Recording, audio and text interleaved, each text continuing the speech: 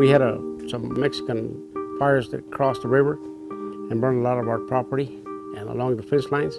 We already had to replace thousands and thousands of dollars on T-posts and fencing, and we got a little extra fire the other day when they went out there and helped us out a lot. They kept a lot of those cedar posts from burning, so it saved us some money and some feed grass. So they put them out, so it's great for us now. And we're very pleased what they did that day. Water around Presidio is pretty scarce. We don't have that much water flowing down the river.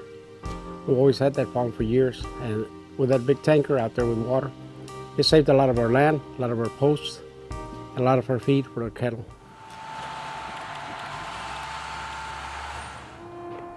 It was destiny. It really was. We rolled up in here. This was probably one of the second or third sites that we came to. And when we got here, I met the chief, myself and the OIC at the time, Major Hughes, and we were talking, and he explained to us, yeah, we picked this tanker truck up from DRMO years ago, and we just can't get it to work. And I looked at Major Hughes, I said, we got motor pool guys, he's in luck. And at the very least, they can take a look at it. I had no idea they were gonna fix the truck for him.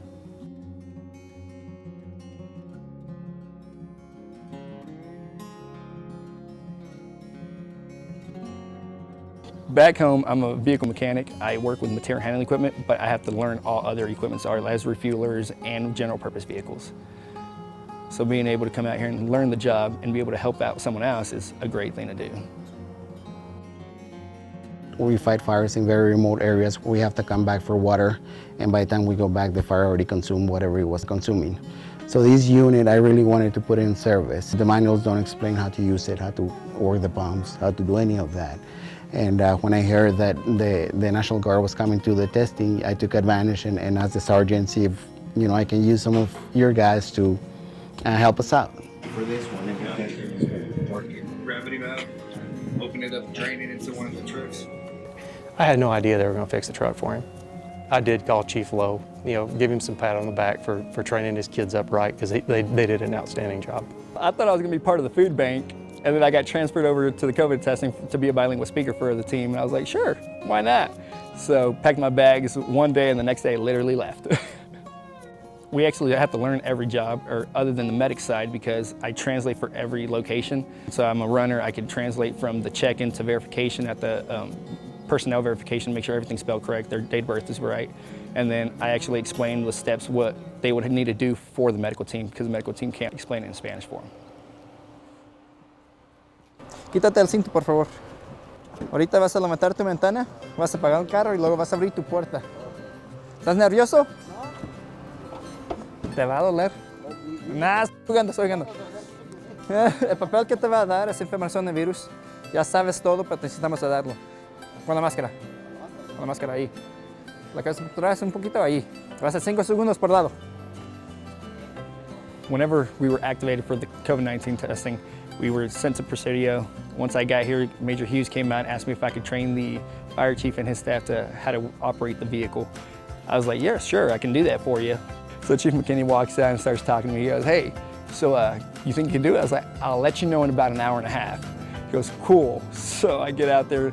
I'm literally trying to talk to them and try to figure out how to work this, right? Because everything I'm doing wasn't working.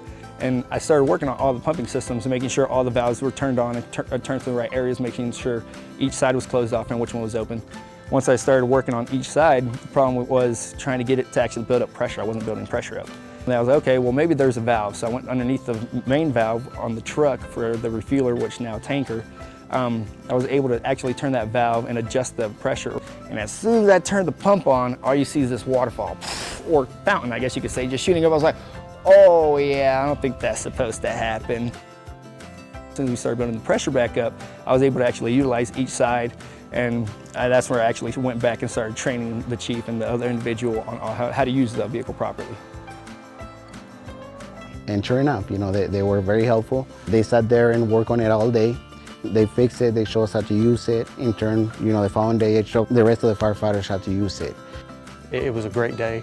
We ran lanes in this very fire station, and meanwhile, we got our 2 motor pool guys out behind the fire station, finding problem after problem and solving problem after problem. And when we left out of here, everybody was all smiles, and the fire chief was extremely grateful that we showed up and that our guys were willing to do it.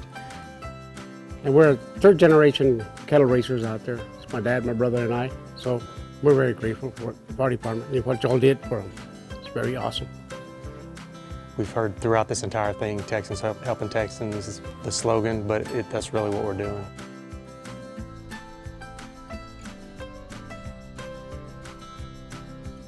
They're doing a great thing. They really are.